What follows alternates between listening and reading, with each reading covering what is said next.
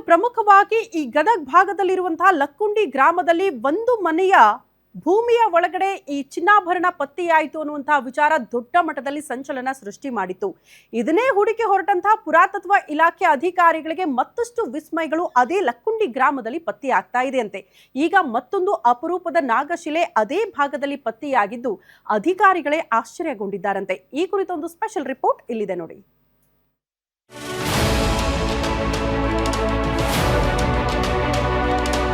ಐತಿಹಾಸಿಕ ಲಕ್ಕುಂಡಿ ಗ್ರಾಮದಲ್ಲಿ ಕಳೆದ 7 ದಿನಗಳಿಂದ ನಿರಂತರವಾಗಿ ಉತ್ಖನನ ಕಾರ್ಯ ಭರದಿಂದ ಸಾಗ್ತಿದೆ.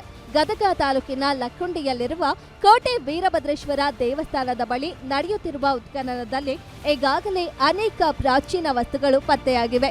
ಇದೀಗ ಉತ್ಖನನ ವೇಳೆ ಅಪರೂಪದ ನಾಗಶಿಲೆ ಪತ್ತೆಯಾಗಿದ್ದು ಹಸಿರು ಬಣ್ಣದ ಮಿಂಚುವ ಅವಶೇಷದಲ್ಲಿ ಈ ನಾಗಶಿಲೆ ಕಂಡುಬಂದಿದೆ. ಈ ಭಾಗದಲ್ಲಿ ಹೆಚ್ಚಾಗಿ ಕಪ್ಪು ಶಿಲೆಗಳು ಪತ್ತೆಯಾಗುತ್ತಿದ್ದರೆ ನಾಗಶಿಲೆ ಮಾತ್ರ ವಿಭಿನ್ನ ಬಣ್ಣದಲ್ಲಿ ಮಿಂಚುತ್ತಿದ್ದು ಪುರಾತತ್ವ ತಜ್ಞರು ಹಾಗೂ ಸ್ಥಳೀಯರಲ್ಲಿ ಭಾರೀ ಕುತೂಹಲಕ್ಕೆ ಕಾರಣವಾಗಿದೆ.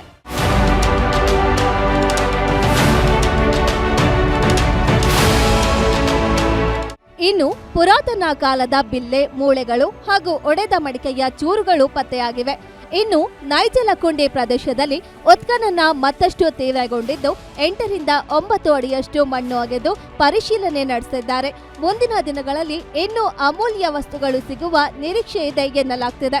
ಇನ್ನು ಲಕ್ಕುಂಡಿಯಲ್ಲಿ ಸರ್ಪ ಪ್ರತ್ಯಕ್ಷ ವರದಿ ಬೆನ್ನಲ್ಲೇ ಮೈಸೂರಿನಿಂದ ಆಗಮಿಸಿದ ಉರಗ ರಕ್ಷಕರು ಉತ್ಖನನ ಜಾಗ ಹಾಗೂ ಗೋಡೆ ಬಳಿ ಬೃಹತ್ ಹಾವು ಪರಿಶೀಲನೆ ನಡೆಸಿದ್ದಾರೆ.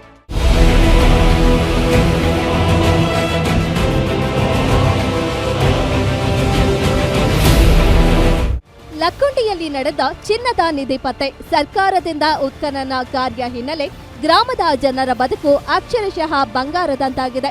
ವಿಶೇಷವಾಗಿ ರಾಷ್ಟ್ರೀಯ ಹೆದ್ದಾರಿ 63ರ ಪಕ್ಕದ ಜಮೀನುಗಳಿಗೆ ಡಿಮ್ಯಾಂಡ್ ಹೆಚ್ಚಾಗಿದೆ.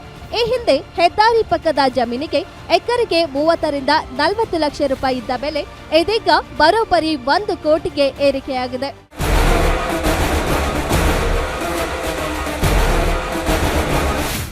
ಜನವರಿ 10ರಂದು ಲಕ್ಕುಂಡಿಯಲ್ಲಿ ಮನೆಗೆ ಪಾಯ ಹಾಕುವ ವೇಳೆ ಬಂಗಾರದ ನಿಧಿ ಪತ್ತೆಯಾಗಿತ್ತು.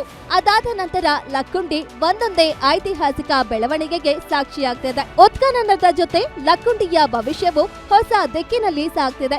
ಇನ್ನು ಎಷ್ಟೆಲ್ಲ ರಹಸ್ಯಗಳು ಮಣ್ಣಿನೊಳಗಿಂದ ಹೊರಬರಲಿವೆ ಅಂತ ಕಾದು ನೋಡಬೇಕಿದೆ.